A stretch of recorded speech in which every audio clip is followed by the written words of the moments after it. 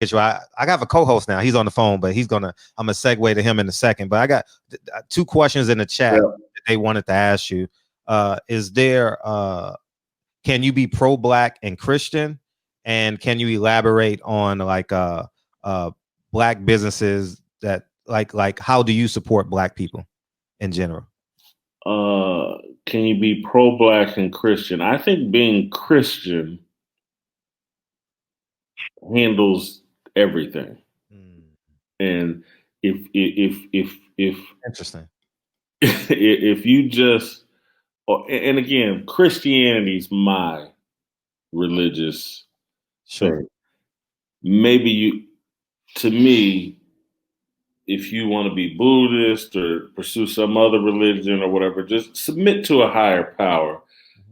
Those things, if some kind of understanding of God, some kind of religious faith, those things will move you forward ahead in life and will get you to adopt practices and principles that will advance people within your family and people that look like you. Gotcha. And then as it relates to me, I don't like to spend a lot of time talking about, look what I did. I would prefer to let the resume speak for itself. But if you look at my career, you can go all the way back to the Kansas City Star. Wherever I've been, Black people have benefited. Went to ESPN to launch The Undefeated. Faced a lot of resistance from liberal white people and Black people. I remember but that's true. I did help create The Undefeated that employs about 40 to 50 Black journalists.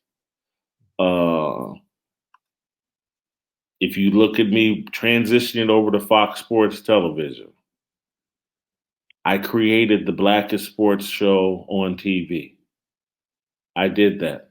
That was not the plan of Fox Sports, to have me, Marcellus Wiley, Uncle Jimmy, my friend from Kansas City, Darnell Smith, kid from my neighborhood, high school, and college, university, LeVar, all these people, TJ Houshmandzadeh. And so I did that. And even in departure, left ESPN, The Undefeated continued. I left Fox Sports, Speak for Yourself. They replaced me with Emmanuel Acho. It's still the blackest show on TV. So I just think if you follow, check my receipts, check what's the success that I have and the opportunities it creates for other people that look like me, I think speaks for itself. But I don't look. The media is never going to write about that. I'll never be given credit for that, and that's perfectly fine. I don't want anybody to think I'm whining. I was asked the question. But that's what I believe in. I believe in creating platforms that operate at the highest level. And, I'm my father's son. I like to work with Black people. At the moment, that's not what I'm doing. I'm working at Outkick. But trust me, if you follow my career path, this thing's headed a certain direction, or what I'm doing is headed a certain direction. Sure. The same path I've been on throughout the 30 years of my career. Right. And to add to that, I mean, I look 29 when you see me in person. I look 29, Jason. You know what I mean? So I'll just say, we had a 10-minute conversation. I said, "Give me your number, man." He gave me his number. I called him. That I'm speaking facts. I'm not speaking what ideas. My personal relationship with Jason is 100.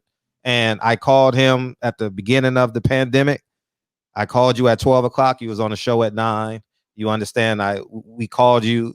PPD called you last week. The first available opening we had was Tuesday. He was on the show. So in terms of Jason keeping his word and coming on a platform is 12:06 in Tennessee right now. I mean, I can attest to that, you know, and he should be commended. You look at Speak for Yourself. I didn't agree with a lot of stuff, a lot of stuff you guys said, and I spoke and I told you that I saw it in excerpts. Is that the correct word? Excerpts. Yeah. So and you and I had that conversation off camera, but the fact that no matter where he stands in the margin, out the margin, 70%, 80%, he's here at midnight, you know, and I can respect that. And the undefeated, you know, I was working for the LA Sentinel newspaper, and what we thought, my editor name was Kenneth Miller. What we thought you were doing over at ESPN was amazing.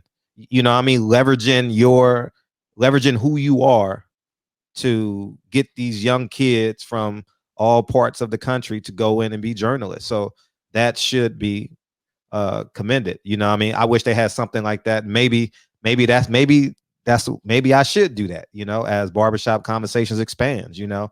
And speaking of black, I got a black co-host and he's in